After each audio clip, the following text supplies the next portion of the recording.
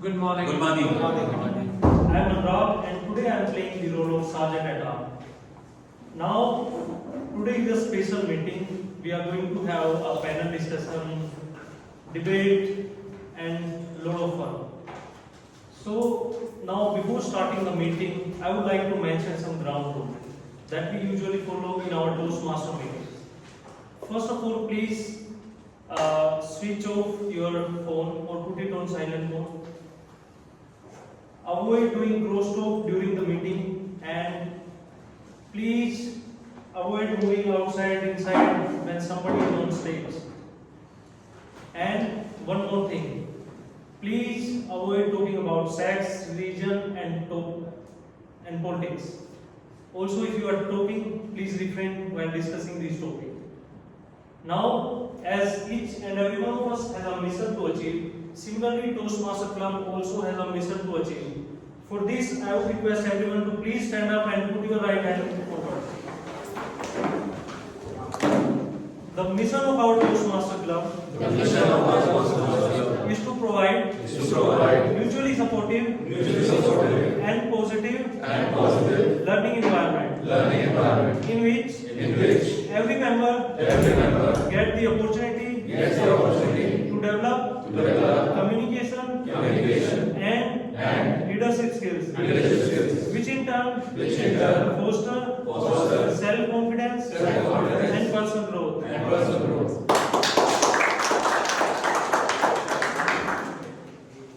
Now, I would like to request our President, Toastmaster Dipanshu, who is an architect by profession, to please come on stage and address us all. Over to you, Toastmaster Dipanshu. Good morning, everyone. Good morning. One more time. Good morning, everyone. Good morning. Amazing. A very happy belated Holi to all of you. I hope you all had a lot of fun with colors, sweets, and everything. Welcome to another power pack session of Millennium City Toastmasters Club. Just in 1 month's time, we are going to celebrate the 600 meeting of this club. That means that this club is standing and meeting every Sunday for past 12 years. It's a huge milestone. We are going to have a lot of fun and a big celebration for that. So keep your calendars packed for the next month. Second thing, I have some announcements from the executive committee side. First, we are already past half of the renewal cycle. So if you're someone who is yet to renew for the next renewal cycle, please do it as early as possible. We have already submitted most of our payments. So if you are someone who has to do it, please do it as early as possible, because at the last moment it will be very hard to do the payment on time. Second thing, Toastmaster of the Month award is there. We have already shared all the details with you. We want every one of you to participate as much as you can. We already have 2 winners from January and February. So if you are someone who is coming to meeting every time and is participating, our Vice President Education is counting the points. The person who is the most active, who has the most learning, will be awarded the Toastmaster of the Month. This is an award just to recognize someone who was most active and who has an encouragement for all, so that we can learn from them and participate as much as we can, because this is just like a gym. The more you come, the better you get. Coming to our guest introductions, I will reach out to you one by one. Just please rise up from your seat and share your introduction and what are your expectations from the club. Can we go first?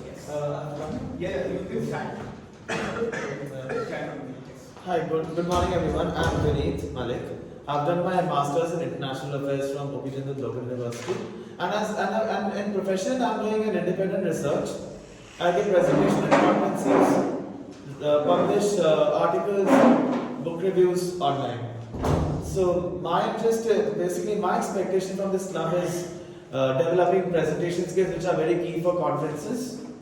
Key in presenting for conferences, presentation skills, and communication skills, and thirdly, networking, and getting to know people from various backgrounds.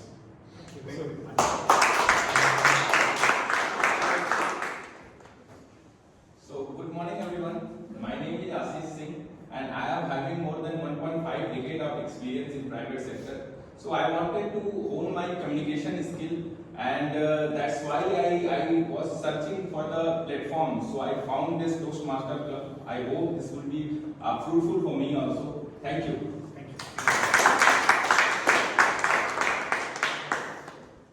With this, we move on to our session. I'll not take much more time. We have a power-packed session with a panel discussion. It's a level 4 project. Then with the debate session in which almost every one of you can participate. To conduct all of this, we have someone as Toastmaster of the Day. Toastmaster of the Day is someone who connects different segments of the meeting as a beat weaver. They are someone responsible for meeting to happen in a very professional and systematic manner. Our Toastmaster of the Day today is someone who has been Toastmasters for over 3 years. She is in the marketing field. Her hobbies are learning and speaking French and public speaking. With a huge round of applause, ladies and gentlemen, please welcome Toastmaster Muskan.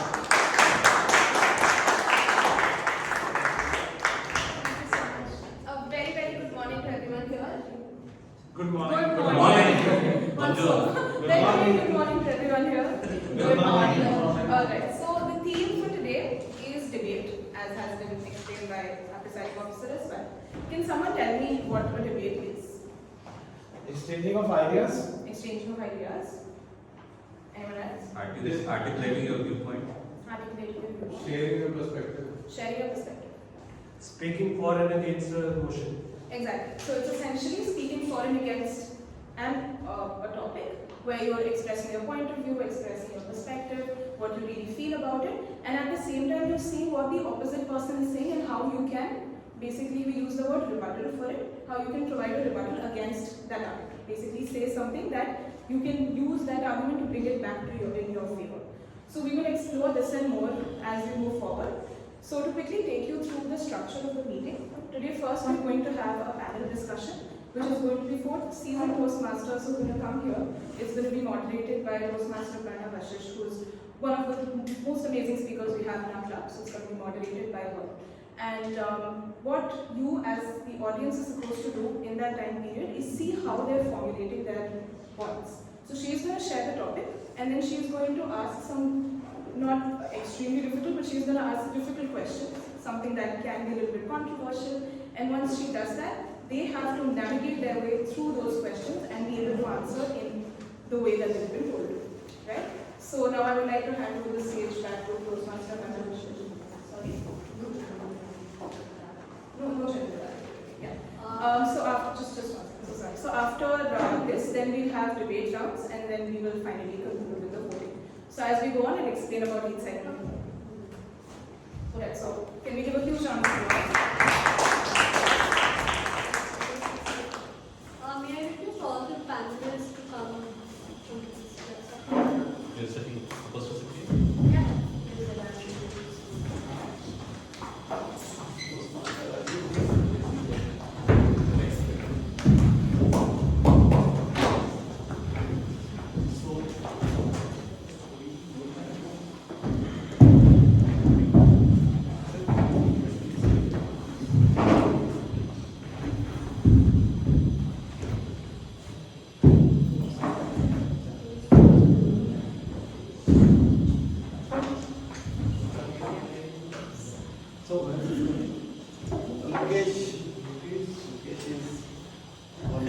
Meanwhile, our panelists takes their seats. So one of the panelists is not here, so he's disqualified. You can do it. That is understanding. But people have prepared. That's completely all right. Don't worry, we'll pretend that we have not prepared. So anyways, good morning everyone, ladies and gentlemen, boys and girls, Toastmasters and guests. It's my absolute pleasure to welcome you all to our today's session, which is on the topic which sparks debate, curiosity, as well as some concern. AI versus human communication. Will machine be able to replace public speakers? In an era where the technology is evolving day to day, we are having a bigger threat of AI. AI is drafting scripts, writing books, and even composing music.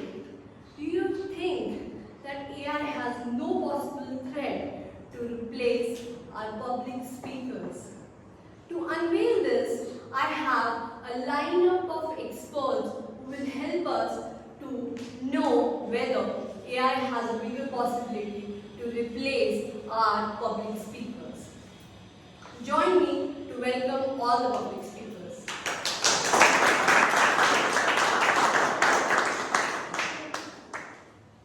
Our first panelist is missing. Anyhow, I'll go to the second panelist. Once they join, I'll introduce him once again. Our second panelist is Mukesh Saneja, who is an Associate Director at Excellence. He brings an experience of project quality engineering with the GenAI projects and 17 years of experience. Please give him a huge applause. Our third panelist is Rajiv Lamba. He is an entrepreneur, founder and CEO of Neurosensor, which helps to sell the software on consumer research, which is also driven by GenAI. He brings with a 25 years of experience in consumer research. He also was based out of Jakarta in Indonesia, then he moved to Singapore and currently he is based out of Gurgaon. And he also has 130 members of an organization across Asia level, be it in Indonesia and here in India. Please give him a huge round. Our fourth panelist is Bhanu Dravid. He is an IT professional bringing 26 years of experience. He is also someone who designs solutions, entrepreneur, architect and cloud computing. Give him a huge round of applause.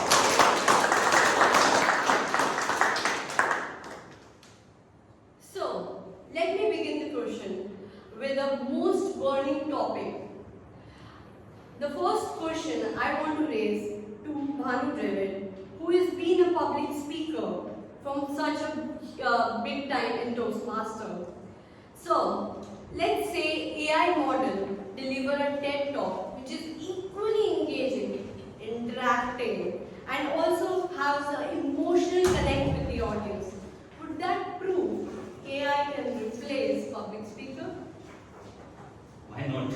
When you are already saying that the TED talk is being delivered by an AI model, which is already kind of engaging, equally engaging with the audience, have the same content and evoking the same response, it can definitely replace the public speaker. But I would like to put qualifier. When you're speaking in front of an audience, live audience, a public speaker looks at the public, responds. The public hasn't come to listen to his words, his speeches. They have come there to have an experience. So, in terms of famous writer Maya Angelou's words, somebody can replace you. Somebody can, whatever you are speaking, can speak that also. But nobody can replace what you made feel, what made you feel to your audience. So the experience, the reaction, and the connection, emotional connection, I believe only public speaker, a human public speaker, can provide, not an artificial intelligence speaker. All right, that's an interesting insight.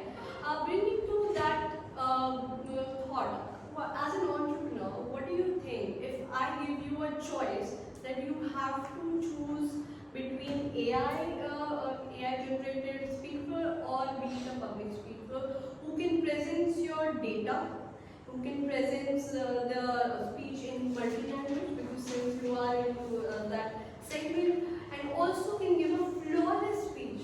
Why not you, as an entrepreneur, will not prefer AI-driven speaker as compared to human speaker?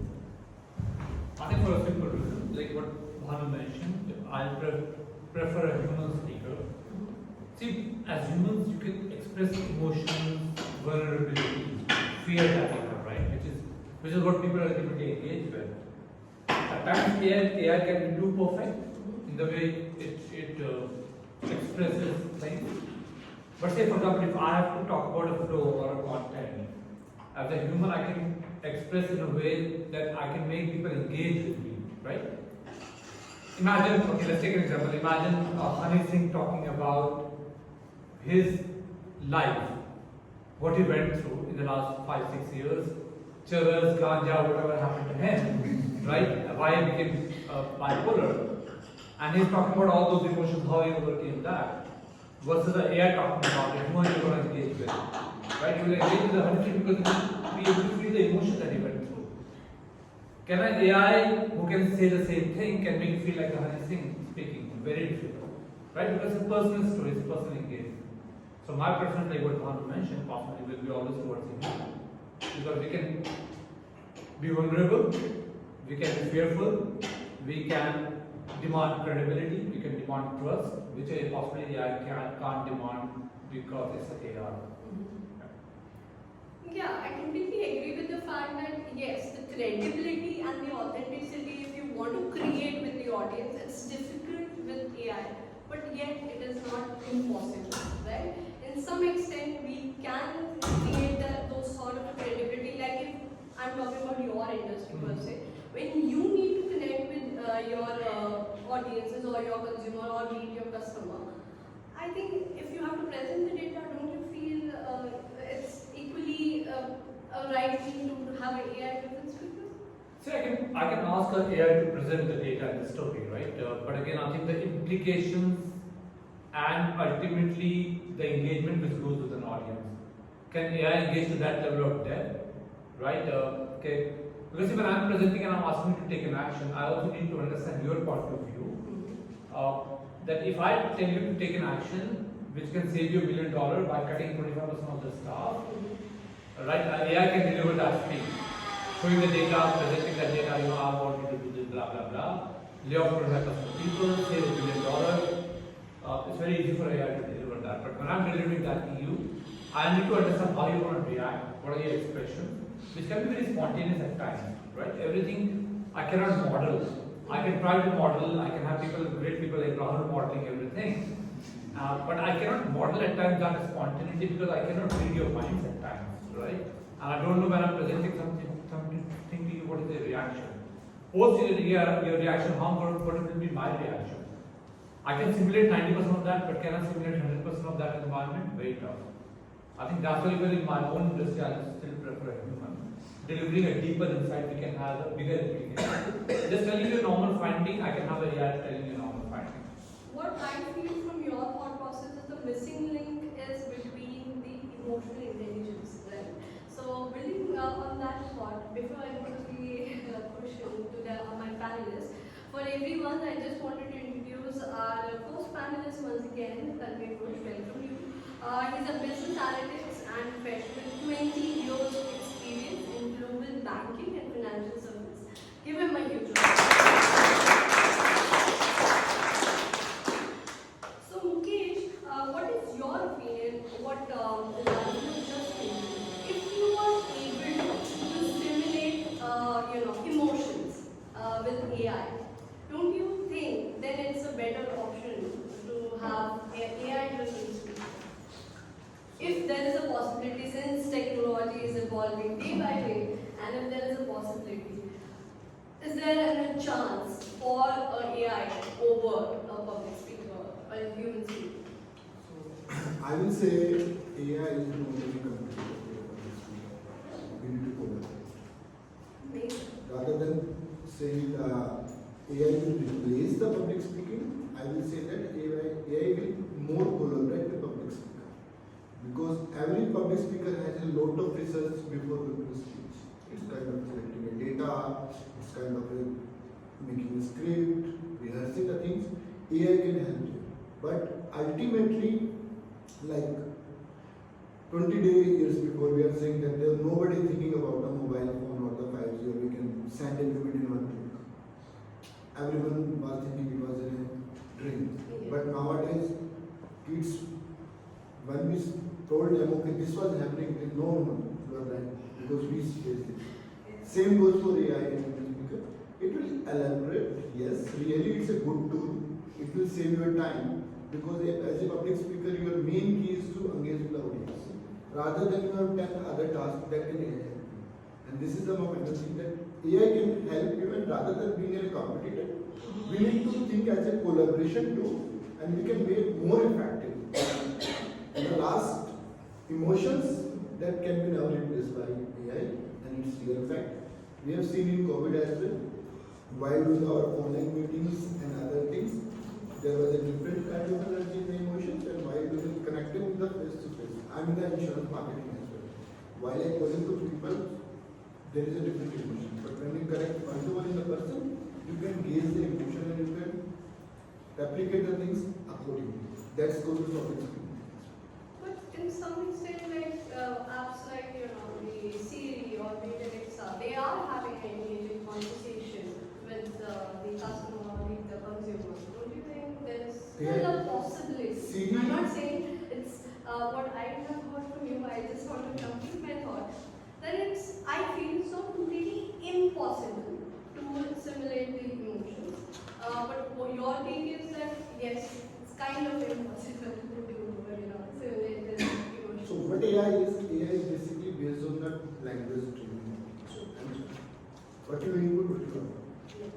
And I think that if someone has used ChatGPT, DeepSeek and other things, if you put a single query, you can create different things. And you know marketing. If you pay to ChatGPT, okay, someone asking for what is the top good brands, some marketing will do. And right now you do. So this is always a chance that whatever the data you are getting, it might be spoofed by someone due to some of the financial impact. That's why I'm saying human is nothing to business. Okay, so building on your first thought, which I really loved, is that we need to collaborate with the AI. I have a question for Tanmay. Tanmay, if there is a possibility, we are collaborating, we are drafting our speeches through AI, we are actually rehearsing those lines. Don't you feel AI is actually killing the creativity of a public speaker? If we are, drafting a speech which is more than closely related to AI driven, then there is some way you can kill the creativity of a speaker. Yes or no. It will give you a very good baseline. AI could be very creative. He deeply said that if you prompt anything to AI, you will get different answers. It's a good thing and bad thing because end of the day, it will give you the top 5 answers based on the probabilities. There they are thinking and can be very creative, but same time it will not add your personal touch, personal creativity. There you need to add your personal story to make it more effective. You guys spoke about emotion. Engagement is AI can be very engaged through like Alexa. We have now AI avatars. But what would be missing probably engagement or creativity comes when you engage with the audience. By reading the room, you can understand mood of the room and be creative. Adaptability. They can ask any question suddenly. I can be very creative with that answer. When you become creative, one important thing, you know your boundary, your facts. Right? There comes trust. AI can face challenge with trust. Still, people believe more in human rather than machine. There is a Harvard Review study which says like apparently human conversation is 3x more effective compared to machine in terms of trust. And last I would say storytelling. That's an art AI is still struggling to learn, and there is a personal part of it. So I would say how you use it. If I talk about myself, I do leverage AI for my speech, but that's the starting point. I get the base structure, and then I work on that. It saves a lot of my initial times when I still thinking how to build something.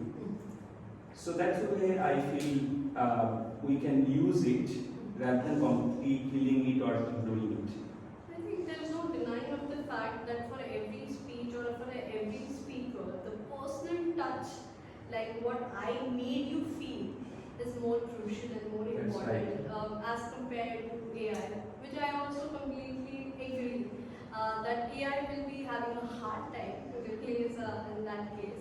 What is your intake on that one? Yeah, so as I mentioned earlier, that people when they attend a public speaker session, they come basically there for the experience, the engagement, the connect which the speaker has. So just take the example of any of the great orator we have, maybe Mitro, Mr. Narendra Modi, or Namaskar Devi or Sajjano, Mr. Amitabh Bachchan. They have their own distinct style, and even though you can model them in the AI model, so like when you go in the shop and you can hear that Paytm, that in tone of Amitabh Bachchan, you can have that experience, but that is already people know. There is no unique thing which is coming out of AI. So because AI, what is at the end of the day, what is AI? It's just a model. You feed lots of data, like billions of parameters into it, and then that output comes. So depending on the you have a task, you feed what type of audience is there for that public, whatever that I can say that Mr. AI speaker. It can deliver a speech. It can even talk in some tone, like maybe some great orator's tone. But people come there for a unique thing. They come for connect. So like when I'm addressing people, I can see that what people are feeling, how they are receiving my message, and accordingly I can tell them. For AI to do the same thing, again you have to collect the feedback from them and feedback into that model, and then come back. So that's not a real time. I can't deny, I don't deny that AI can't do that, but AI can do that. But again, it's a kind of a machine, just feeling like that when you are call a customer service agent, and some AI picks up, you will get frustrated soon because you won't get the answer. Why people call the call center? They want to hear the human voice. They want to have some specific query. Same thing goes for public speaking. They want something which touches their heart. They want to hear some unique experience. So I have my different story. You have different story. Rajiv has different story. Tanmay has different story. That AI can't build overnight. So it might take time. Then maybe I don't know. The technology is the thing of doing the impossible things making possible. So maybe from 30 years, 50 years, maybe they can create Tanmay AI or Rajiv AI or whatever, and they can speak in their tone, share their experiences. So, but I would, in the end, I would say that AI won't replace public speakers, but public speakers who use AI will definitely replace public speakers who don't use AI. True, very true. I really love that thought. What I build up from your thought process is that yes, there is a possibility that AI can have the data and shift your speeches or you can deliver the speeches. But the connection in terms of your personal story, everyday person and human are changing and evolving. Some might react to certain things at a certain point, but some might not react to certain things. It becomes a monotonous, it becomes the same pattern. If AI gives the same pattern of the data or the speeches, so that kind of is the building of connection. With that, I come up with the last question for all the panelists. That what is your take that after fast forward 20 years, what is your boldest prediction that even in case that if AI has has evolved in such a way that it can actually simulate emotions, can also stimulate the engagement with the audience, don't you feel that there is a possibility that AI might completely replace public speakers? one by one, like I start from Sunday and then take it forward. Yeah, probably we're heading towards that.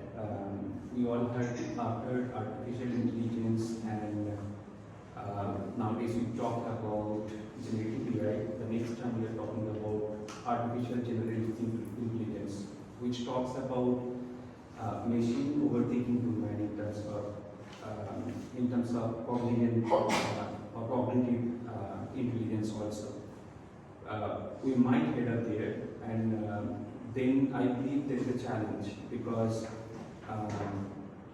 if we go towards that, it can mimic, but it will kill the basic purpose of us living here and adding value for different things. We might go there because there are tools like Grammarly, Jasper, which can tune the tone. There are tools, Big Brain, which can resonate like you. But if in real time you can't bring your own value, then that's a challenge. I can see human then would become kind of dispensable, and they will struggle with our own existence. Having said that, I believe like the way we should use AI, we should use AI in terms of cost leverage. They can be 24/7 available. We can use for teleprompting. That's another use we are seeing where our leaders go to global arena. They speak in their native language. It can real time convert it to different things. But when it talks about, as I said, reading the room, telling their own story, that has to come based on that time, what that person in his mind. So that's why I believe it. So yes or no, what's your boldest prediction? Fast forward 20 years, do you feel there is a possibility? So I think the possibility is there, but still human are always. So human touch is always. We are saying that it's possible. Like driverless cars and other things, we already said that. There is only 0.1% chances, and no one want to buy a car. That is, they say that out of 1 lakh, there will be 1% that will take it. So human is so good. How about your take on it? See, possibilities can be endless. Nothing is impossible, like the way famous slogan says. Even things which say that aren't possible. But I think if you think about it, 20 years down the line, can AI replace a human speaker? Why can't? They can. But can they replace the emotional engagement that a human is expressing? Let's take an example of Yuvraj Singh. Imagine that 20 years down the line, Yuvraj Singh is talking about his career cancer fight, and he's talking about if I can win so that you can also win. Versus the AI talking about the same content, even 20 years down the line, you will engage with the Yuvraj story more because the Yuvraj went through that pain. AI can possibly mimic that pain, but AI did not go through that pain, right? So, and also a lot of spontaneity. I mean, if you really think about what Martin Luther said many years back, I have a dream. Yeah. That revive resonates with you because it's the human who has said it. In the last 3 years, you would have seen so many AI TED talks, so many AI speakers. If I ask you, do you remember any of them?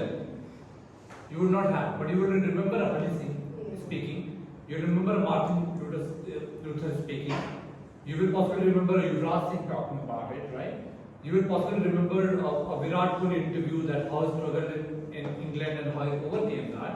It's because it's the human which is expressing those emotions. You can ask an AI to mimic, but that trust, that credibility, that depth, that type of emotions, even 20 years down the line will be missing. Because you want, see what ultimately is a public speaker. Public speaker is a person who's inspiring an action. AI can possibly communicate a message, but can AI spell the same action? If I'm a cancer survivor, can I make you believe that you can fight the cancer? If I was told an organization, when I'm mingling with you, can I make you believe that you can do the same thing? It's possibly what a human can do far better than what AI can. That's what I'm thinking. Basically, Yeah. Information versus inspirational, like carry on that. Right. basically we all, as the audience, are we looking for a face to Yeah. relate with. So Yes, I also agree with that point of view.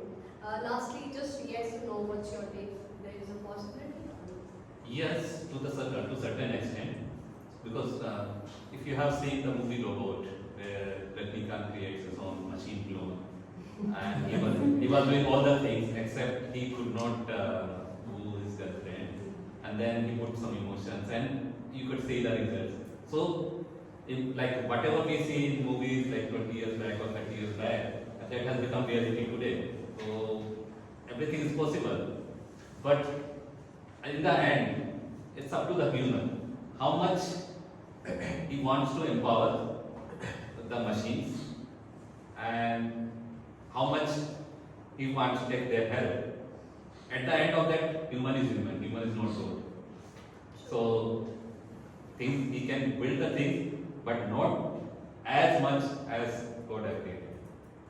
Okay, in the last segment, I'll turn the table towards the audience. I would welcome only two questions in the interest of the time. Anyone who wants to ask any question to our panelists? Yes. My question is to all panelists. Everybody has actually said that emotion is something which is not replaceable. But then the point is that in real time, through AI vision, one can actually see the reactions, and if data is already available, it can actually modify its statement, which human won't be from the far distance it actually speaks. So do you really think that emotion is one which can't be replaced in the near term, or and therefore emotion is that, because last sentence one said is information versus inspiration. So long you do not know that the person talking to you is human, you won't distinguish between AI and human. If that capability is possible, then why are you saying that human is public speakers are not replaceable? See, emotions can be replaceable, right? Even with computer vision, even right now, you can feel the emotions of a person using the computer vision, right? But the point here is, it's not emotion standalone, but the trust that comes along with it, right? The story, because we're talking public speaking, right? The storytelling that comes along with it. As I took an example, right? So when Churchill talked about, let's go to the beaches and fight during the World War II, and that was a very inspiring speech. AI can do the same emotion, but can it inspire you to take that action? To some extent can, but in many difficult situations cannot. Because it's just not the emotion connect, it's the engagement that comes along with it, and the trust and the credibility which comes along with it. I think it's a combination of all of those things. It's just not reading that you're happy, you're sad, you're fearful, you're vulnerable. It's not about that. It's a totality that we're talking about. And one more thing, when we talk about emotions, like computer vision can see your faces and see that how you are responding, what expressions are you coming with.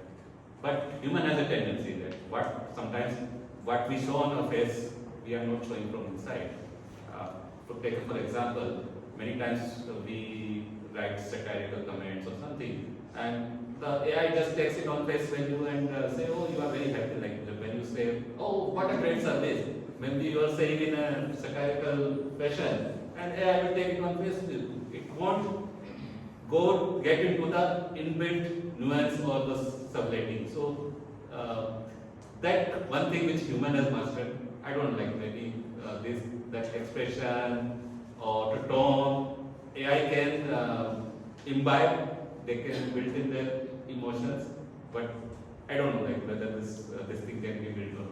Yeah, and you can have, probably your answer very well. Will you marry a female robot? Probably no. Right? Whatever way we build that female robot, right?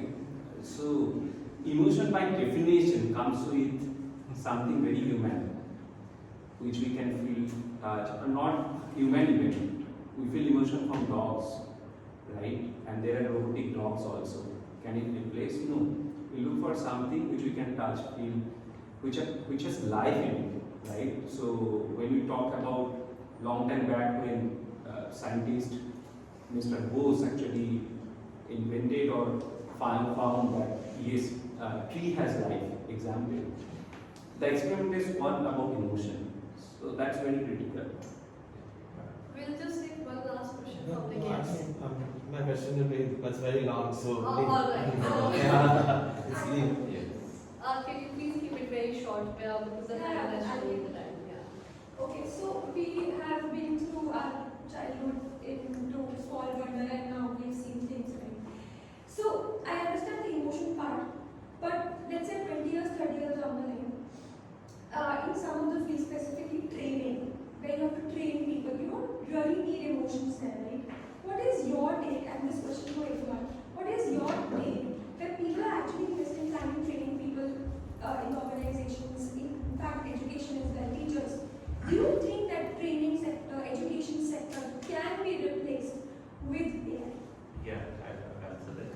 Yeah, so when I was when Tanmay was talking about the emotion part, so if you see the problem in rural India, the government schools, they don't have teachers, right? So in these kind of places, AI can be utilized, right? We can have AI teachers who can impart basic education. But again, if you see I go through a lot of Udemy courses.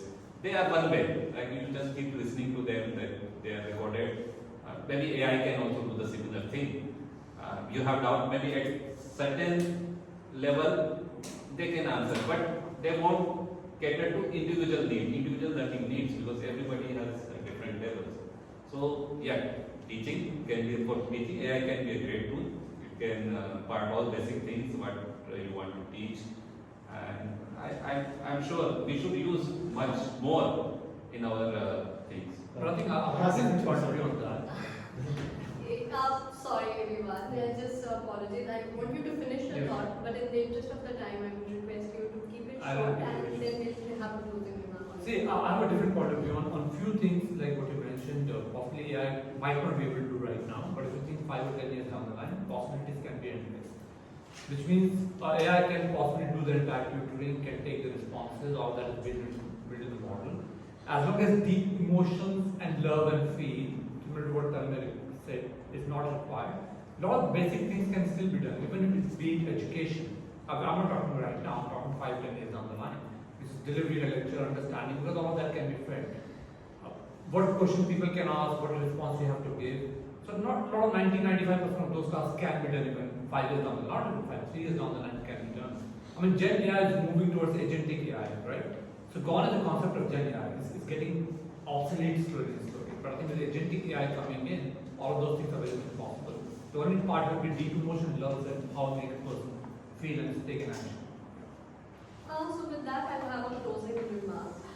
Just a guess, you can have a one-to-one discussion with our panelists anytime after the meeting. So what I feel in this whole insightful discussion is that there are many perceptions, which even Manu also brought, is that the relatability, the trust and the credibility is the most crucial part. Yes, he agrees. To some extent, AI has a possibility. Also, what I loved regarding the fact that Mukesh brought up one good and the most interesting perspective, that we need to collaborate with AI rather than competing with the AI. So, which is very important for us to take that in our mind. And also the fact that they added the the comparison between the information versus inspiration. And lastly, what I feel, Rajiv have also contributed the good perception. Everyone is looking for a face to connect to it. Yeah. So we all want that kind of connection with somebody. So with that, I thank everyone as a panelist to bring those insightful your point of view, and also the audience for being engaged and hooked to the session. Thank you so much.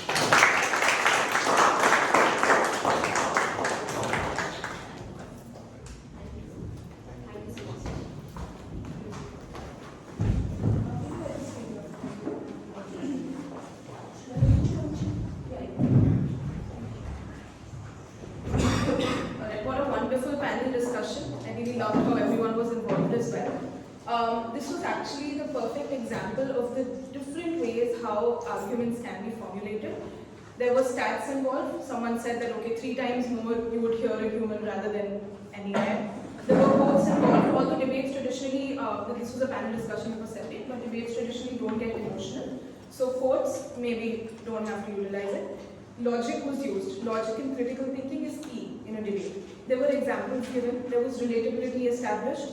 external factors that can impact, the fact that possibilities are endless, and yeah, relatability aspect. So basically, I hope that this was able to give you an insight into how a debate is conducted in terms of the ways that the arguments can be protected. Now we will move towards the actual debate. I will take some time to explain how the debate will be taking place. There will be some prep time allotted. This will not be like the table topic session. So what to do in that prep time and how will the timing be working, right? Okay, so this is going to be a 2 people versus 2 people debate. 2 people will be for, 2 people will be against, okay? One person is going to speak from for will begin. They can speak for 2 minutes 30 seconds at the minimum, and then after that the green card will be shown. Time. 2 minutes 30 seconds green card, 3 minutes yellow card, 3 minutes 30 seconds red card, 15 seconds for wrapping up your speech. Then once the red card is shown, 15 seconds are over. Then this is going to go to this person.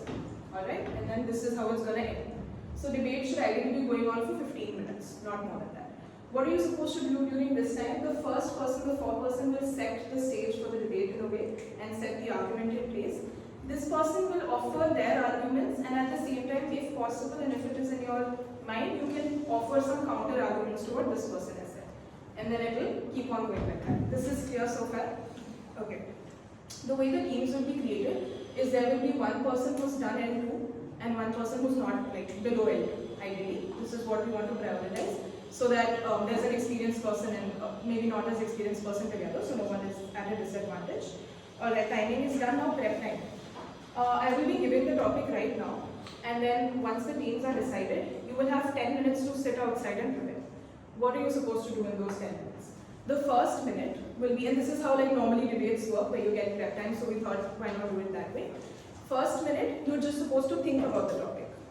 Next 4 minutes, discuss with your partner what are some ideas that you've come up with. Next 3 minutes, you can maybe sit and think about what are the other arguments that can come from the opposition and what are some possible counter arguments. And then the last 2 minutes you can spend with yourself to organize your speech.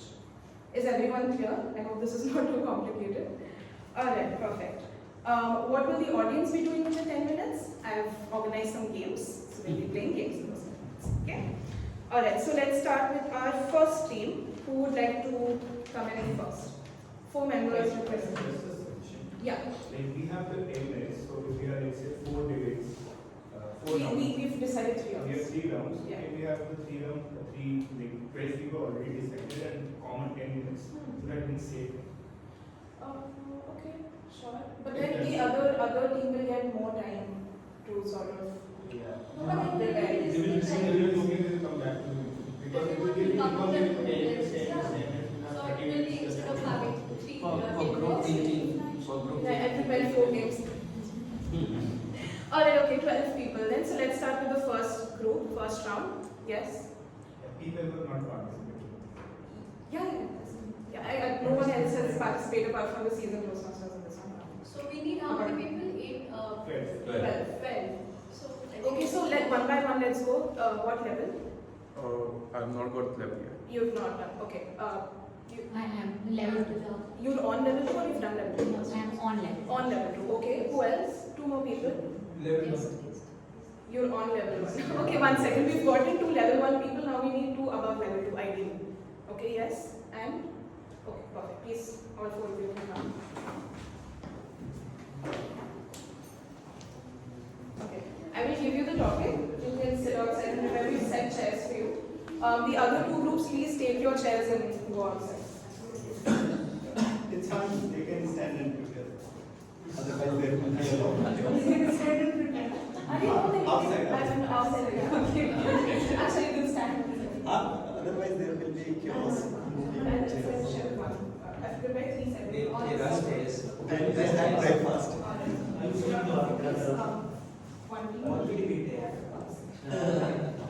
It's so for against.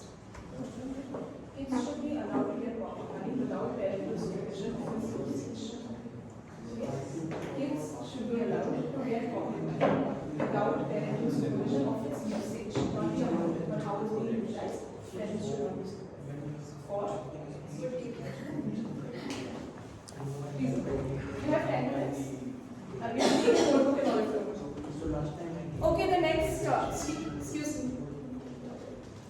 Okay, next, yes, you, the above level, right? Okay. Level 3.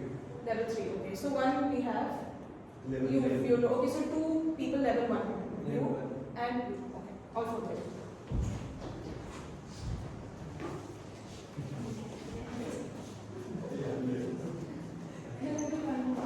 Okay, so it will be like this. Okay. Your topic is for, against. Money is the root of most evil. Money is the root of most evil. For, against. That's why I said most. It's not all evil, it's most evil. Basically. Okay, for, against. Here, you can take your chairs and go. Or khade hoke karna hai. If you want to stand and do this. No, I said, so I just here do most evil. Most evil.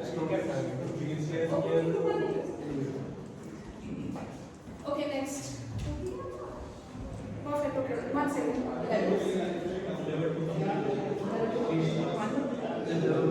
Level 1. And you're a guest. I've prepared separate topics for guests today. Perfect. You're level 1. Hi. You are done level 2. We need someone who's done level 2 now. Then you can go, it's fine. That's why I said. Excuse me.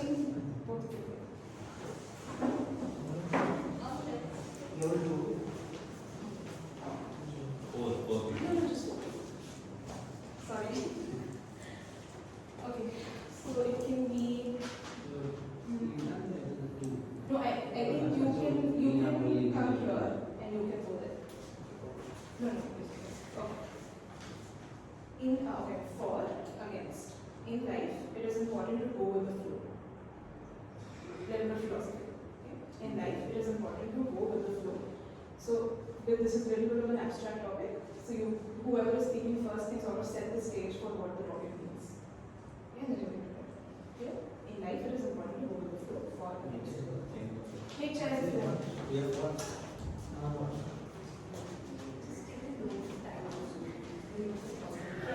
Muskan, is this debate compulsory or not? It's not. No? Compulsory? No, it's not. No, not at all. Okay. So, can you set 10 minutes on the clock? 10 minutes. Now they've started preparation time. So yeah, you can set 10 minutes. Now they're done. You can start. Alright, okay. So while we're doing all of that, I organized a few games. Now you can tell me which one you want to play. So there's 2 truths, 1 lie. There's Tamsharads. There's a memory game. And there was one game which I prepared. It's called Murder Mystery. Which one do you all want to play? Sorry? No, not very. I'll explain the Murder Mystery. The other 3 are really like you will understand. So essentially, what will happen in this game is that it's going to be called a networking time. So all of you can speak to each other. There will be 2 murderers in the midst. There will be 1 police officer and the rest will be civilians. Now the job of the police officer is to find the murderer, which is going to happen at the end of 10 minutes basically, what has been allocated to them. So when the time finishes, you have to tell. And, okay, how does the murdering take place? So for instance, if I am the murderer and you're the civilian, I'm going to wink at him. The moment I wink at him, he's dead, if he's the civilian. So then you're going to roam around for a bit so that it's not obvious that I killed you. You're going to come on the stage and you will say, I'm a civilian, I've been murdered. And then you go sit. Everyone else has to stand.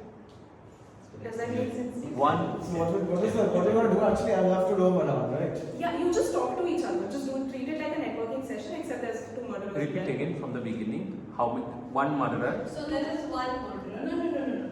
Or 2 murderers. Okay, there's 2 murderers, 1 police officer, and the rest are civilians. The 2 murderers will be talking. Again, it's a networking session. You are not talking. The murderer will wink at the civilian, and then the civilian dies. So then we will have to just roam for a bit, then come here and be like, I'm a civilian, I died. Roam for a bit means 5 seconds. Come here and say, I died. If the murderer ends up winking at a police officer, the police officer will wink back. Then the murderer will roam for a bit, come here and be like, huh? Wink back. I will allocate the police officer. Police officer will wink back. Okay. So you wink at me, I wink at you. That way you know I'm the police officer. Then you will roam for 5 seconds, come here and say I was the murderer, then I'm dead. The moment both murderers are dead, the game finishes. If by the end of the time both murderers are still alive, the police officer will be called here and they'll be asked, who do you think was the murderer? If they point out the murderer, well, if they don't. What happens if the murderer winks at the other murderer? Sorry? One murderer winks at the other murderer. Oh, that's a good question. If the murderer winks at the other murderer, what we can do is let both the murderers know who the other murderer is. I'll take care of that. Okay? Does that make sense to you? Or do you want to just play down charades? Your turn. Okay, we'll begin. And memory game, how's the memory game? Memory game is basically you say, we're doing sweets. So you say laddu. He'll say laddu jalebi. He'll say laddu I jalebi. think this will be a little I think- bit. Let's try. Keep it simple. Okay. So we'll start with what theme do you all want to pick? Anything. We'll pick desserts only then. Yeah. Okay. So whoever is not able to say the whole thing loses. Clear? Okay, let's start it. No, so I have to name Just this. say one thing. That person has to say that one thing, and on top of that another Okay, thing. so the last one is Then it keeps the stacking. So I love Rasmalai. No dialogue. Okay, that's finish. Yeah. Say It is Rasmalai. made from how many products? No, you have to add another. So she says Rasmalai. I say Rasmalai laddu. Now you say Rasmalai laddu. Your Rasmalai laddu gulab jamun. gulab jamun. Rasmalai, laddu, gulab jamun, jalebi. Rasmalai laddu, gulab jamun, jalebi, and cheesecake. Cheesecake. Rasmalai, laddu, gulab jamun, jalebi, and cheese. What is she said? And kaju katli. Cheesecake. And kaju katli. Rasamalai, Everyone will check, okay? Everyone will check. Rasamalai, Laddu, Gulab Jamun,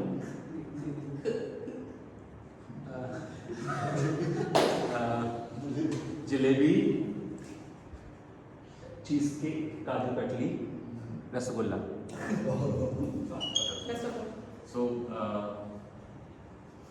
Rasmalai, laddu, gulab jamun, jalebi, cheesecake, kaju katli, rasgulla, imarti. Rasmalai, gulab jamun, jalebi, cheesecake, rasgulla, kaju katli, sandesh. I think you missed laddu. You missed a bunch. You're out. Okay, you're out. You're out. Rasmalai, laddu, gulab jamun, jalebi, cheesecake, kaju katli, and imrati. And sorry. You lost. Okay. Laddu, rasgulla. Rajiv sir, are you participating? Yeah, I'm just listening. Yeah. So I have to add one more, right, on top of that. Yeah, but you have to remember all of what they said. Yeah. So it's very few to remember. Rasmalai, Rasgulla. Laddu. Okay, I have to start with laddu. Okay, now who died? Who all died? Okay, these four. Okay. Now we're gonna start from here because clearly you all had an advantage. Now we'll do desert system. What do you want to do next? Something which is related to Holi, like Colors one and word getting regarding one word regarding Continue with food only. no, one word regarding Holi. What is your feeling of like? Color, then we'll do color. Toastmaster names. No, one word. That's Like, That's I'm just giving you one word, like colors, pichkari. Okay, something related to Holi. Yeah. Something related, one word only. Something related to Holi. Gulab, Gulal. gulab. Gulal. Abir. You have to say his and then yours. Okay, Gulal, Abir. Abhi. But wrong. It's gulal only. Gulal only. Abir is a different thing. So That's okay. Too much dialogue. Gulal Pichkari. Gulab. Gulal, pichkari. Pichkari. Gulal, pichkari, gujia. अच्छा गुलाल पिचकारी gujiya rasgulla Gulab, pichkari, gujia, rasgulla, bhang. Gulal, pichkari, rasgulla, gujia, bang, watermelons. What it is? Gulal, pichkari, rasgulla, gujia, water balloons, and water. Water. Okay, sorry. Okay, so gulal, pichkari, gujia, rasgulla, bhang, water balloons, and water, and colorful clothes. Colorful clothes. Continuous. To continue, gulal, pichkari, gujia, rasgulla, watercolors, water balloons, colorful clothes, and even you can say, how about gulab jamun? No, I think he missed a few. Yeah, you missed a few. Okay, you're out of the game. Gulal, pichkari, rasagulla, bhang. No, it's not. You have to do it in an order. Order. Order skip. Okay, out. It's done. So, gulal, pichkari, gujia, rasgulla, bhang, water balloon, water, and colorful clothes. Now you add your own. Sky shots. Sky shots. Color sky shots. Color sky shots. So gulab, pichkari, guzia, rasgulla, bhang, water balloons, watercolor, water, and colorful cloths and neighbors. Neighbors. This is मेरा business है Hey, मेरा आपका miss कर दिया. Okay, you're out. Gulal, pichkari, rasgulla, gujia, bhang, water balloons, water, colorful clothes, and Okay, out. But I think did she switch one in the middle? Huh? I think yeah. Gujia and then rasgulla. Yeah. How much time is left? 30 seconds. 30 seconds. Yeah. Okay. Would you like to continue? Yeah. We can If you finish. we can play the other game, but we don't have time. 30 seconds. 30 seconds for the debate? 30 seconds for the prep, right? Okay. Sorry? 15 seconds. Okay, finish quickly. Gulal, pichkari, rasgulla, gujia. You missed Gujia. Gujia is the right? Would you like to finish? It's time. Alright, that's all the points, right? Yeah. Guys, time's up. Come on. For everyone. Please start in the 10 minutes after the 40 minutes. The first team, please sit here. For this side against that side. Quite a challenging topic.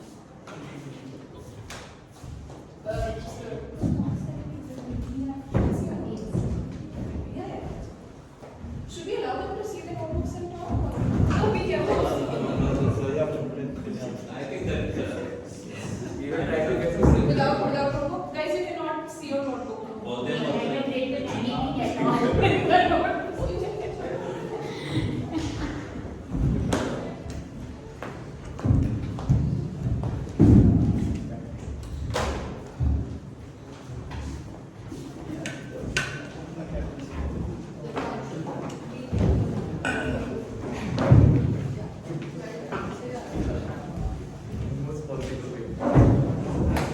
Okay.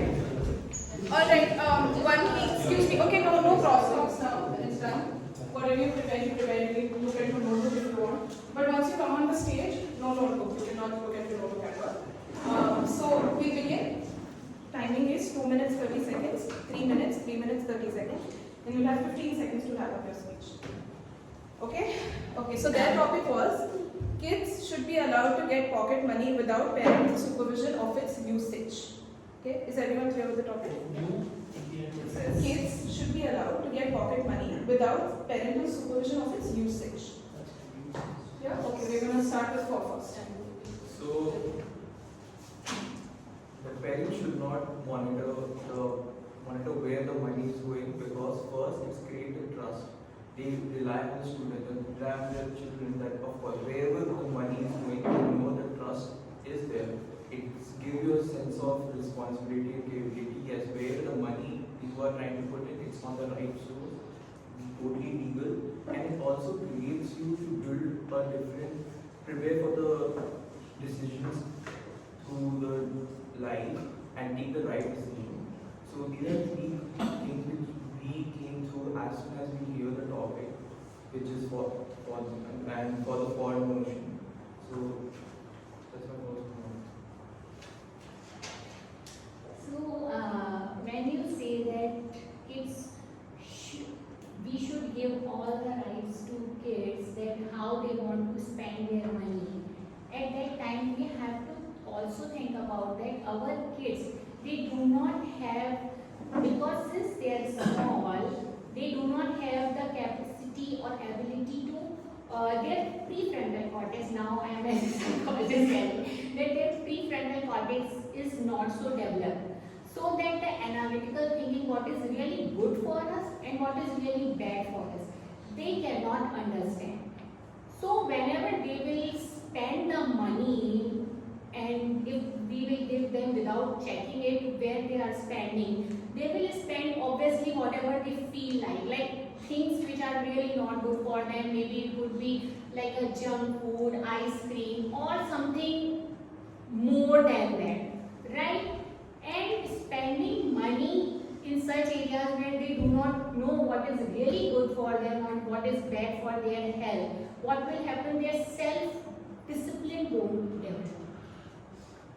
Are you getting it?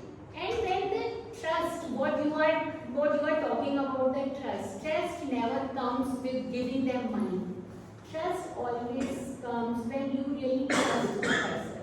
So when you are talking to your kid and giving them money with the responsibility that I know you will spend it wisely, but still we want you to tell us wherever you have spent it. Though we know, we trust you that you will spend it wisely, but we want you to tell us that wherever you have spent, that will make the child more comfortable, and wherever they will spend, they will tell you, and then you can guide them. Otherwise, what will happen? You will just go with your desires, whatever you want to spend, and wherever you want to spend, they can spend it, and that might be bad for their health and then bad for their self-control, self-discipline. Just we have combined 3 minutes or 1 person? Yeah, one person is 3 minutes, but it's fine. Okay. How much time we do have means in overall? Sorry. How much time we do have? You have 15 minutes of total debate time, 7.5 minutes for tea. Okay, how much time already have? 3 minutes, 7 minutes. Yeah. So what Toastmaster Anurag said, I agree that kids should be told that what are good habits, where should they spend their money wisely, and then we tell them that you will spend, we trust you to spend your money wisely, but you need to give us a check.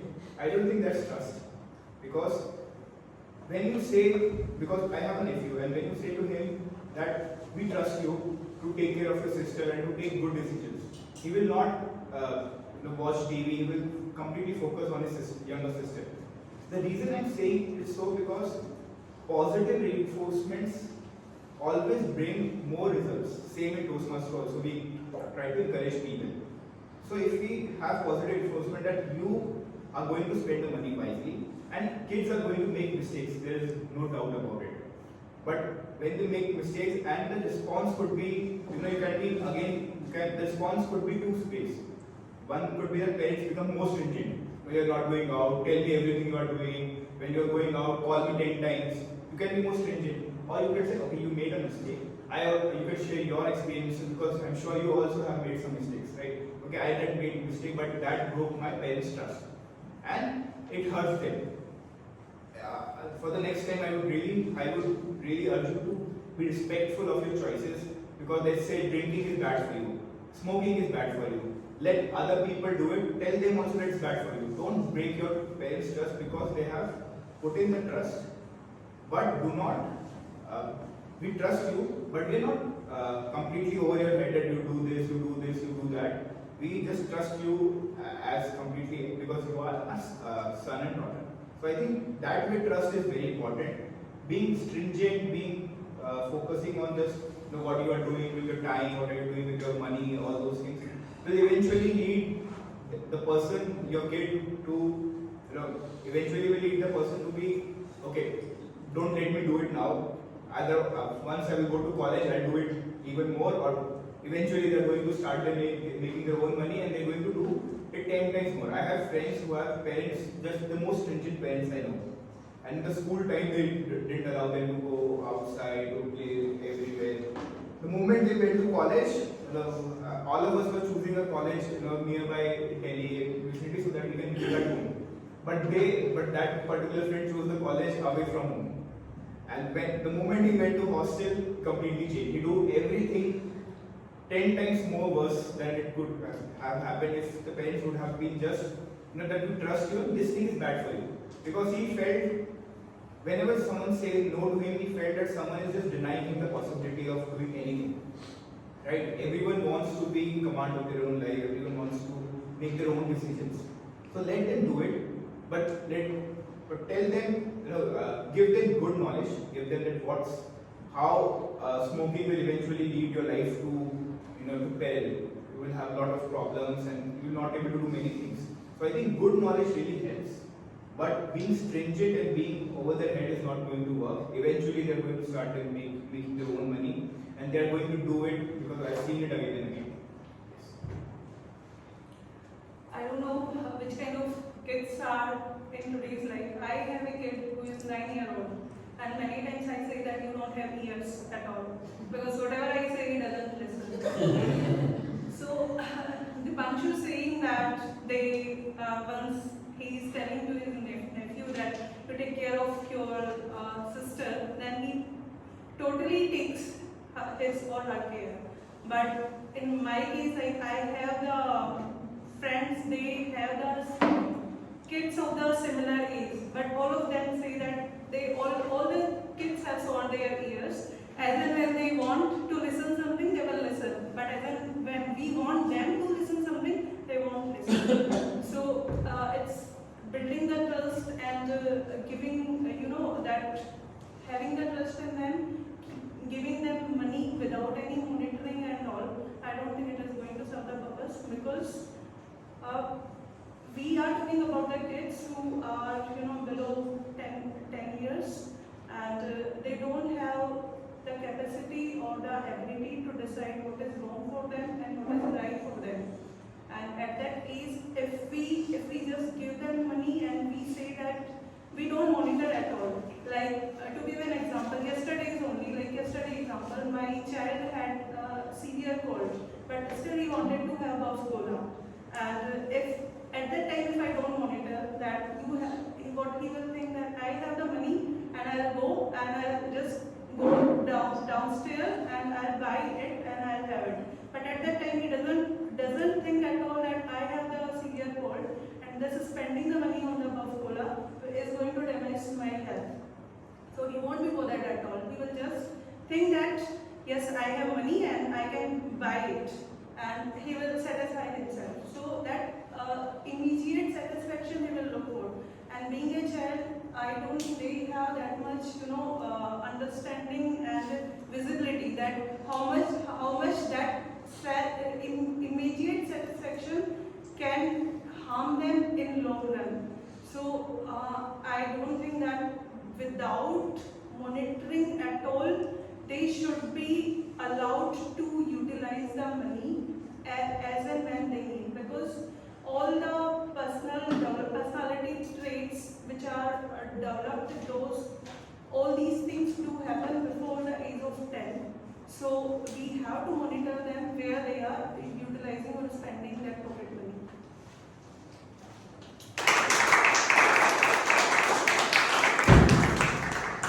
Okay, so which side do you think, and don't respond as parents, but as the quality of the arguments, which side do you think will better? For, how many say for one? Can you raise your hand? Just one observation, very interesting composition. They are the experienced mothers, and they look like thieves. Okay. But they dependent mother better. Should have mixed actually. But I was going with, again, like the quality of the arguments is what I was trying to say. So for who all think? Okay, against? Okay, so again start. Alright. Thank you.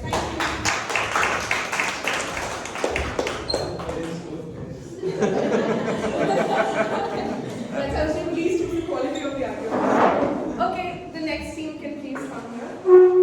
This is for their topic is money is the root of most people, not all evil. Money is the root of most people. For this argument, you cannot peek into your notes. Where should I keep it? On my chair, I won't see it.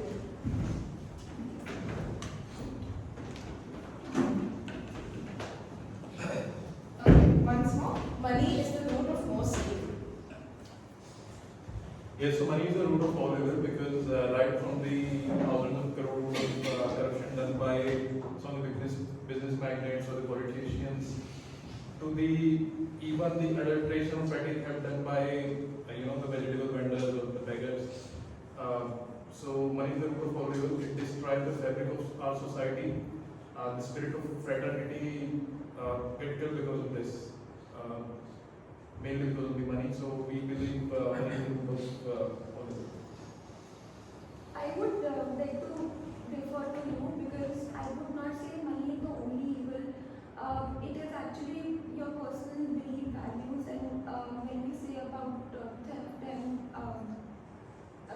you said corruption, right?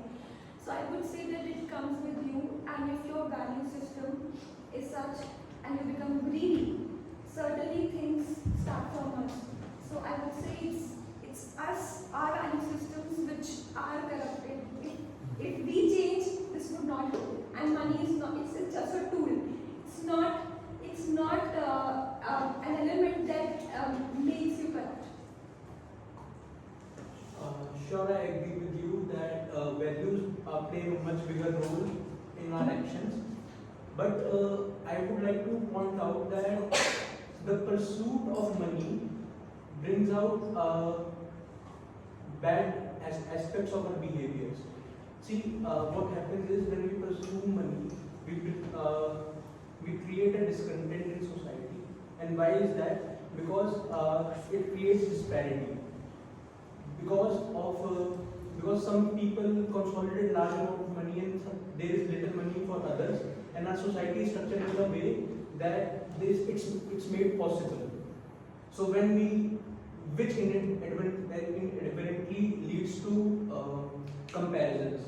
When we compare, feelings such as jealousy come into picture, and with that in turn foster ill will, and which leads to, as my partner said, disruption in fraternity, and it affects the fabric of society. And just to add a stat to this, top 1% of wealth is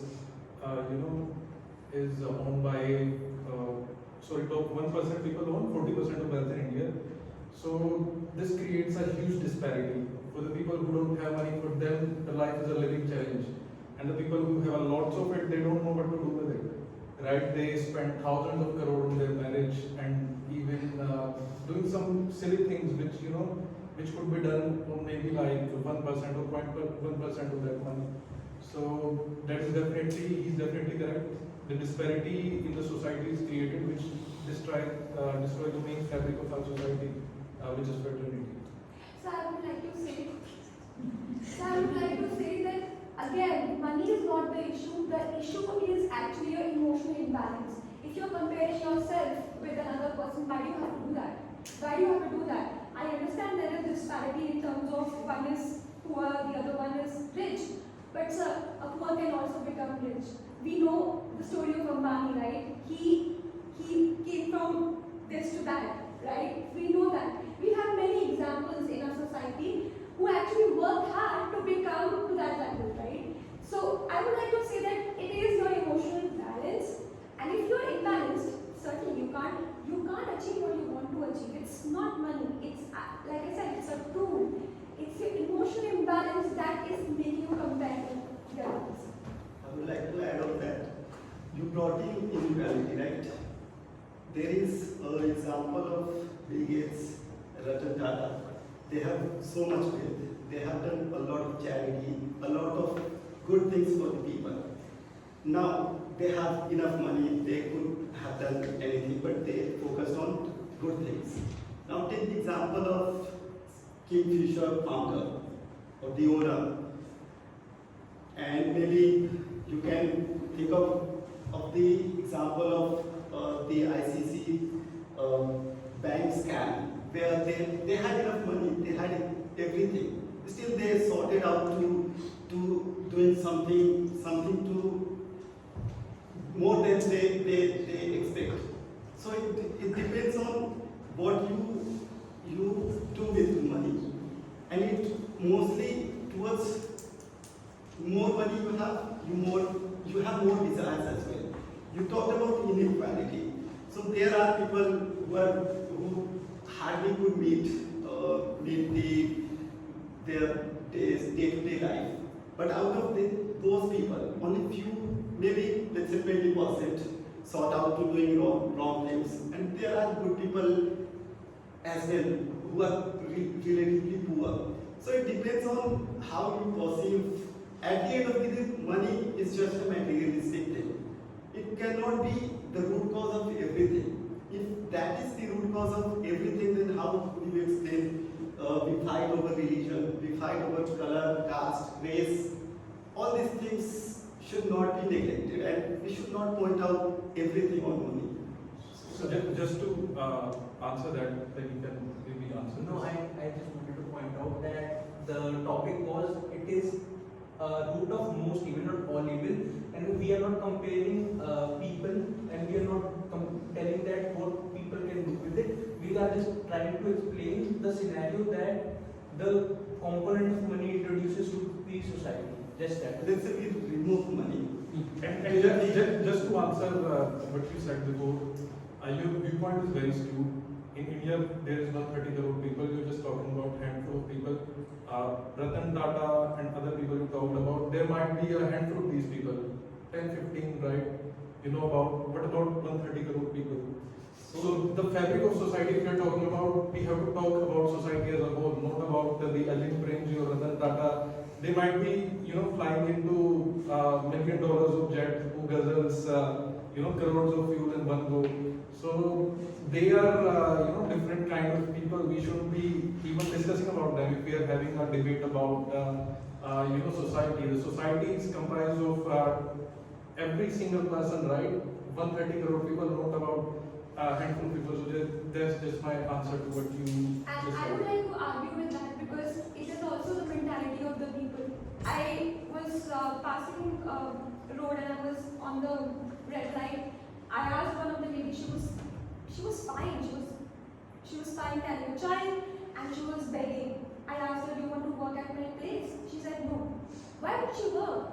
Because she's earning more than any of the housekeepers who's coming to our houses. It's about mentality of the people. They are portraying themselves as beggars, but sir, actually they are not beggars. And like you must have seen that in Mahakumbh, the small tea stalls have actually they won crores during the Mahakumbh. It's about the mentality of our people. I know that he gave example of Ratan Tata. So, that was just one second. Sorry, now you say your last thing and then we'll close. So you mentioned there are 130. I'm just focusing on few people, and there are around in India. We talk about there are around 150 crore people. So if you think there are only few people who are doing good things, we would have been banished from Earth. There are balance of good things, bad things, good people, bad people. That is why we are still here. Otherwise, we are already divided on so many levels. There are so many problems. But we should not only focus on. Yeah, so we should not only focus. There might be instances where money has created a lot of issues, crimes, but we should not focus all our problems, all our energy only one thing. There are a lot of things to solve. For example, inequality. We should try to focus our energy on removing those inequality, creating equality in the society, and focus on everybody. I mean, there are examples that basically motivate us. I cannot give examples of Can you give the answer TMOD. now? Yeah. So just about the answer to vanishing from Earth, it's not as simple as that. There are different kind of index for this. If you can see the Human Development Index, India ranks in the bottom, I think from decades. So this condition is really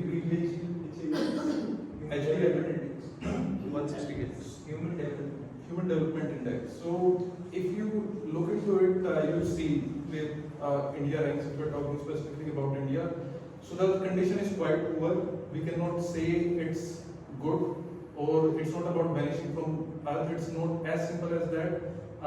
So just to answer this question, money, I still think money is the root of most of the evils, and yes, that's what my answer is. Okay, thank you. Okay, who all vote for? Okay, I think I have to count. 7, 8 people. Against? 1, 2, 3, 4, 5, 6, 7, 8, 9. You won. Okay, perfect. Thank you so much. More like discussion. So I think we'll put 15 minutes on the clock. Then there's no point doing 2 minutes 30 seconds per person. Alright, 30. Please come forward. Leave your notebooks. For, against.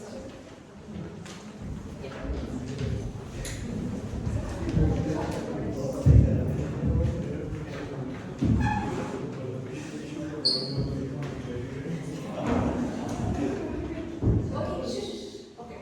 Alright. The last group. In life, it is important to go with the flow. For, against. Over to you. So, how many of you have had New Year resolutions this year? Okay, and how many of those resolutions are still on track? Still not? Still on track. You are still on track of meeting those resolutions. Okay, so I'll begin there. You can plan all your life. You can plan your life as you all you want, but still, life throws curveballs at you which you can't really have answers to.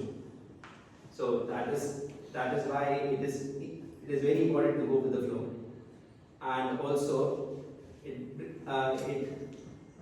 gives you a lot of happiness if you are going and are very, you are basically going with what life has planned for you rather than planning yourself, and it gives you a lot of happiness, and it increases the happiness as well as reduces the stress levels. And so you can't, when you are planning things in your life, and life has a way of giving you various other reasons of those plans not working out, and therein it creates a lot of doubts and it creates a lot of pain. So, and going with the flow does mean that if you are not able to win against it, rather be part of it, and reduces a lot of stress in that sense, and also brings in a lot of resilience to face life situations. Okay, sometimes it is good that we get happiness if we are going with the flow. But as you take an example, like how many of you have taken resolution? And somebody has taken the resolution that I will lose weight because she or he has with some disease, so she or he has to lose the weight, but she or he could not, and going with the flow and eating all the junk food, eating everything, it gives happiness. But whatever next, ultimately he has having some disease. So we cannot always go with the flow, because if our great leaders, Gandhiji, Nelson Mandela, had gone with the flow, I will not take their names as an examples. So we have to take challenge, and suppose I've joined Toastmasters and I would not participate in any of the speeches or any of the role, it will not improve myself. I would have to take challenges. And sometimes many times we cannot go with the flow with our societal norms, like my brother. wanted to be an artist. But I was saying, you had taken maths, you would go for an engineering. But he doesn't want. He always said, no Didi, I want to be an artist. So I like, okay, do whatever you want. And now I see he is growing very well because he accepted the challenge and he was not going with the flow that if somebody has taken maths or science, he would go for engineering or scientists or doctors only. So we cannot depend on our fate only that whatever is happening in our life, we have to go with the flow because it's our life, we have to take the charge.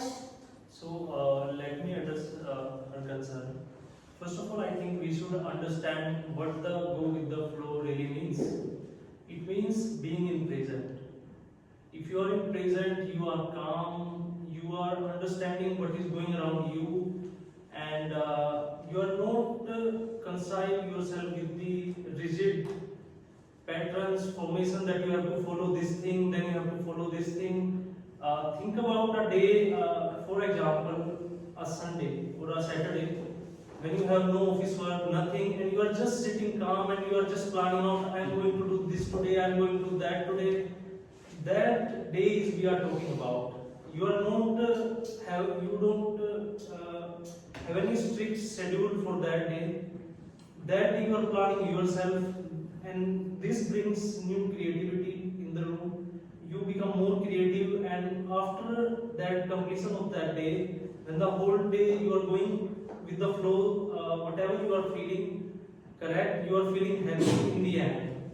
So I believe we should have this thing go with the flow, at least for some phase of life, some part of time, because being in a tight schedule all the time would not bring happiness or any new creative thing. That's why I think go with the flow is a necessary thing that each and everyone should follow, not every day, but in some phase of a month or time whenever allowed to you. I disagree with the points of Tanav and Anurag. Basically, going with the flow is what procrastinators or lazy people do, what ordinary people do. If you want to do something extraordinary, you have to go the extra mile. I was in my BBA and my college timings were from 9 to 5 and I was traveling from Gurgaon to Noida every day. And still, I made time for my rehearsals, theatre rehearsals in the evening and even on weekends. If I was going with the flow, if I was thinking, no, this would harm my body, when will I sleep, when will I study, then I wouldn't have pursued theatre at the first time. Even today, I'm stuck in a 9 to 5 internship and I have other dreams, I have other goals, and still I'm not giving up. And this is what means to going with the flow. If I'm coming to the argument that resolutions, people not following the resolution, because life throws us challenges, things don't go as you plan, but we should have a plan A. If that doesn't work out, plan B, plan C, plan D. So so we should be flexible and adaptive, but we should also be prepared for the future. Yes, it's okay to relax at times, but we shouldn't forget our goals. Yeah, so being with the flow is, I won't say it is something that the lazy people do. It is being more proactive with the curveballs that life throws at you. And you can have, so I'm not saying that you don't have plans. You plan ahead and make the best of plans. But you have to be flexible enough to change those plans when life throws the unexpected at you. And that is where, you take an example of the stock market. Right now the stock market is going down every day, right? If you are being rigid and you're planning accordingly that I have a goal in mind and need to achieve my targets, and from my perspective, it will go up, then you won't enjoy the ride. You won't be able to buy the ticket. That is where you need to be flexible and you need to go with the flow. So, go with the flow, I noticed once again that you misunderstood the phrase go with the flow. This is not about I wanted to do this thing and I am not able to do this thing. Go with the flow means enjoy the moment you are in. If somebody want to do theatre, or if he or she wanted to do any engineering or painting, whatever he or she want to do, go with the flow means choose whatever you want to do and enjoy the process. It does not mean somebody restrict you. You again put restriction and control into the picture. This is something that go with the flow means absolute these things. You have to be in present. It's true that we have to be present, and as you said that on weekends we can be relaxed. But it's happening with me only. Since past 3 days, I was being relaxed and going with the flow, and I wanted to bring the clothes from the bed. I could not do because I was going on the flow. it was just a small task, but if I have planned that in the evening I will do this, so I would have done this in past 3 days on Holy or Saturday, but it is today, it's Sunday, and tomorrow I have to go to office. And if I have not planned what to wear tomorrow, and I will go with the flow to relax it Sunday, in the Monday morning I will decide what to wear, and it's just the most important problem for girls, that what to wear in office. So if I have not planned my bag, or if I have not planned my dinner, so what I will give to my family? I was just going with the flow. We can, yeah, you're correct. We have to be relaxed. We have to enjoy the present, but we cannot forget the future. That what we have to do. So, I would like to share one more thing, that we are talking about successful or non-successful just because of spending some time, some leisure time to think creatively. So I read somewhere that Bill Gates spent 2 weeks for Think Week, where he just preferred to go with the flow without taking any meetings or anything, to read and think calmly, being in present. And I don't think he spent his time to go with the flow. And he is a considerable successful person. So I believe if he is thinking that go with the flow is necessary, we should also consider it a necessary thing. The example that he gives, I would not consider that as going with the flow, but being lazy and doing nothing, and then reacting to the situation. So in case you are planning ahead, I mean you are unsure about what to wear, and then you don't do anything about it, that would not be going with the flow. It would be, I mean, you are looking at the weather and then planning accordingly what you need to wear. And if there is rain outside, you are being flexible enough to change your dress and wear something else. Final argument from the against side.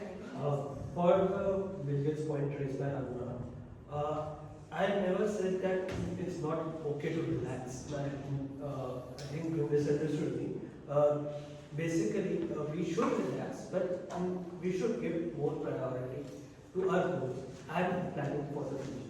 So, as I already said, let me complete this. Okay, sir, sorry. So, as you are saying, we should focus on goal. I believe we should focus on goal, but go with the flow means enjoy the moment you are in. If you are focusing on goal but you are thinking something else, it means you are not going with the flow. And I think you are agree with this thing. Okay, that's it.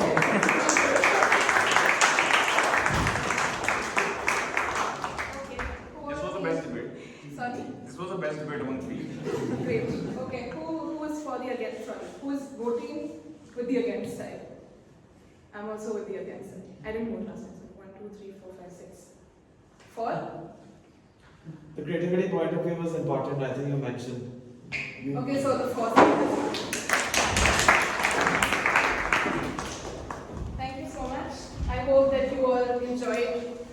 the debates, that they opened your mind to a certain extent. And I really loved the different perspectives that were put forth, so really fun. Now, I know that all of you are tired with all the debates, so we just thought that towards the end for the guests, we can have a few table topics. So maybe just 2 to 3 guests can participate. So who are the guests over here? 1, 2, 3. Sorry? 4 guests, right? Perfect. Okay. So 2 guests can come forth. We'll a little bit have like a small, easier debate for you. Who would like to come? Yes.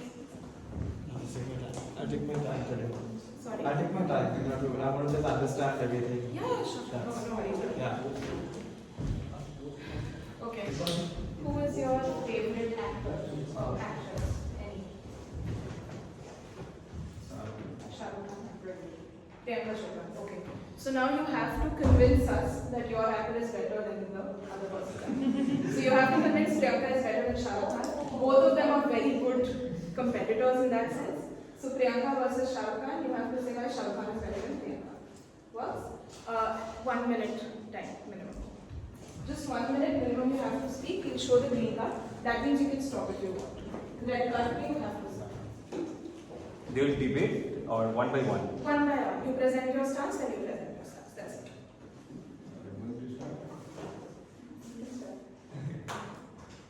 So hello everyone. So I am going to put the point of Mr. Shah Rukh Khan. As you know that he started his career from a grassroots. He's a Delhi boy, and the way he did the completed filmy career, the blockbuster he has given, the personality he has, and the way he influenced the audience is amazing. And that's why I have a choice. I choose him. The film festival he anchored the show. The career he made for other fellow artists, it's amazing. And he's a very supportive guy. He has a good human being and persona also. So that's why I choose him. Okay, done. Yeah. So basically, in no way do I need to put down Shah Rukh Khan, but since that's the main core of the debate. But basically, Priyanka Chopra is also someone who's grown, who did not have a background which was very supportive. Or anyway, she's also someone who's from grounds up, from Bareilly, and she grew up and she had a family support, of course. But then, of course, she did go on to become the person that she is based on her, achievements and talent and sheer confidence. But I think when it comes to, we have to do comparative analysis. So obviously, Priyanka would come first. Why? Because I think Shah Rukh Khan somewhere represents that part of the, Bollywood stardom kids. Now that we sort of also despite watching a lot of these movies that are coming out, because he is also someone who shows you that there is a certain sense of comfort by being in Bollywood, because you can somewhere monopolize the entire industry based on your name. So why do you need to get out of your comfort zone or compete with someone from Hollywood or any other country? Like, you don't need to do that, because it all comes. It's something that you can once you achieve that stardom, you can just keep on living off of it. Although I do believe that yes, he's workaholic and he does not necessarily vouch for that through his arguments. But then Priyanka Chopra is someone who was also at the same point. She did not. It was not like needful for her to actually go outside and represent India like at such a huge level, or even compete with all these Hollywood actors or everything. But she did do that. So I believe that she represents that part of this feminine side of me that believes that even if there are societal norms or there is a sense of comfort in the culture and people that we're living amongst, but at the same time you can also go above and beyond and compete with other people, even if it seems even if the odds are very slim or completely against you, you can still do that. So yeah, that's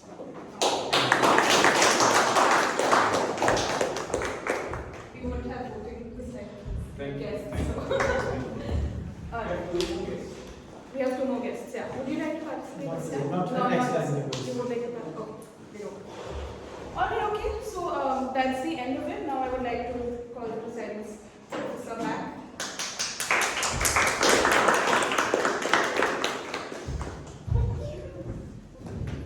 Can we have a huge round of applause for Muskan?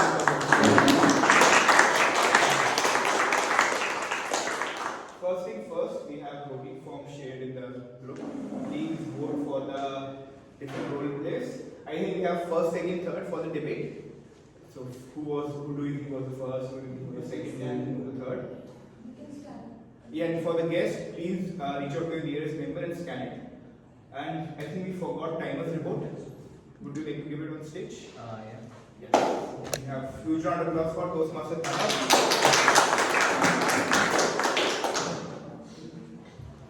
I don't know what to say. Yes, what you were thinking about it.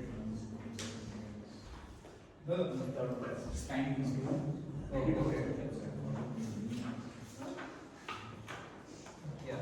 Okay. So this is the timing report for the Sergeant at Arms, Toastmaster Mandeep. His time is 2 minutes and 20 seconds. For the presiding officer, it's Ian Dipanshu. His time is 3 minutes and 23 seconds. For the Toastmaster of the day, Toastmaster Muskan, her time was 2 minutes. And for Toastmaster Aparna, it was 35 minutes and 6 seconds. And then for the preparation time, that was exactly 10 minutes. For the first debate, it took 9 minutes and 40 seconds in total. For the second debate, it took 9 minutes and 47 seconds. For the third debate, it took 12 minutes and 23 seconds. And for the guest debate, first person was 47 seconds, and the second guest, her time was 2 minutes and 2 seconds. Yeah. Thank you, Toastmaster Tanav. We'll move on to a guest for feedback. For the guest, how did you like today's meeting and Today's meeting, yeah. Yes, please. It's fine now? You can rise for your seat. Yeah. Yes. Basically, today's meeting was very insightful. I found very insightful, and debating. The key point of today's was debating. Very important part of this is debating, which I feel is very essential for office skills or networking skills and even presentation skills. But for my presentation skills, it's essential doing the debating. And yes, and the games also. It has been very interesting. Also, I chose the mind game because I felt there was some linkage, because we are with the AI thing, right? That AI discussion we had. There was a link I felt because I felt we have to use more of our minds. That's why it was. Yeah, so we have to use more of our minds and we have to depend on ourselves. That's what I thought. So yeah, that's what it. Sir, please your introduction, introduce and how to take it. Yeah, my name is Rahul. I just come here first day, register first day. So for me, someone suggested me to jump into the Toastmaster. So it's my first day. So it was quite interesting. The first discussion, panel discussion, very interesting. The trending topic you guys cover and how it's going to replace the human touch, and the debate. It was quite interesting. A lot of fun and all. So for me, thank you.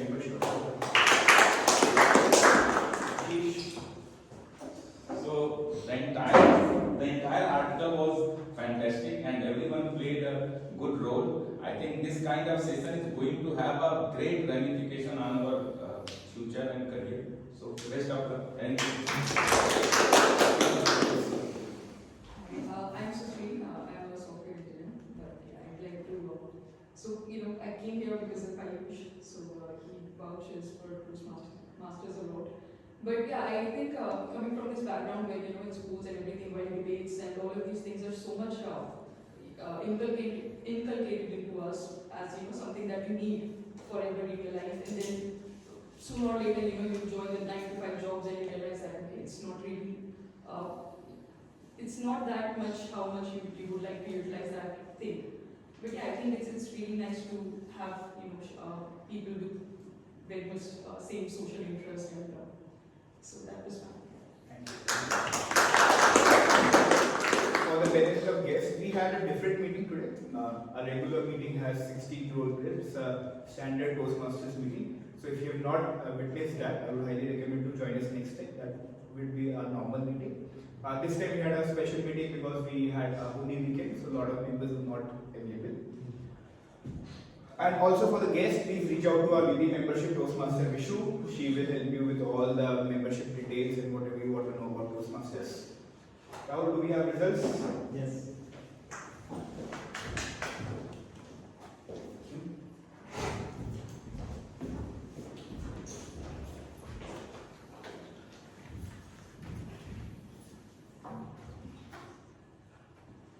First award first for our best auxiliary role player, timer Tanav, who took the role at the last moment. Can we have a huge round of applause?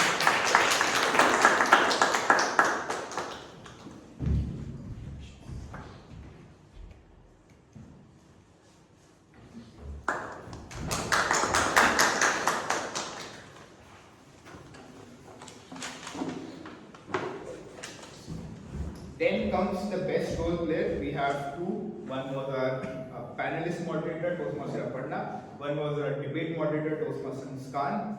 Who do you think was the best? Difficult. The best player role award, the best role player award goes to Toastmaster Aparna.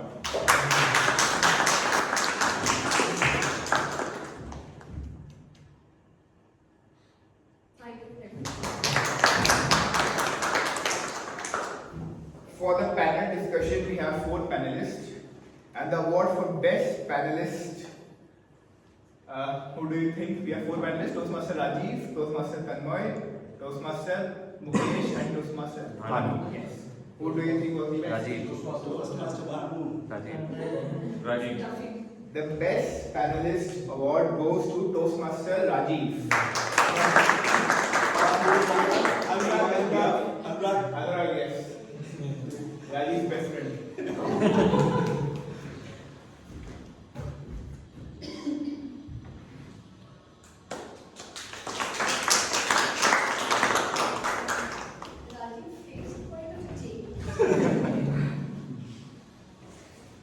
Yes.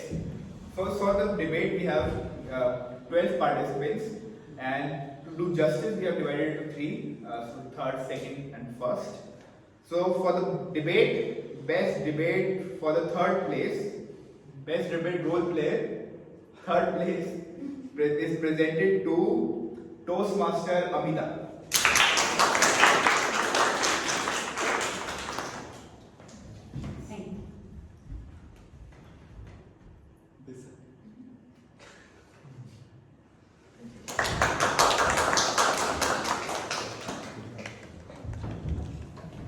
For the second place, it's awarded to Toastmaster Dipanshu.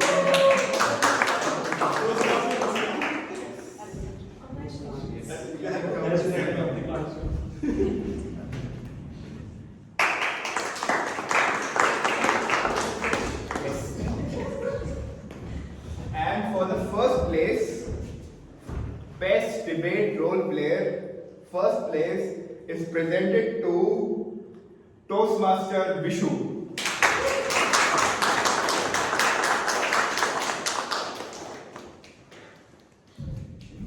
Vishu showed a lot of emotion.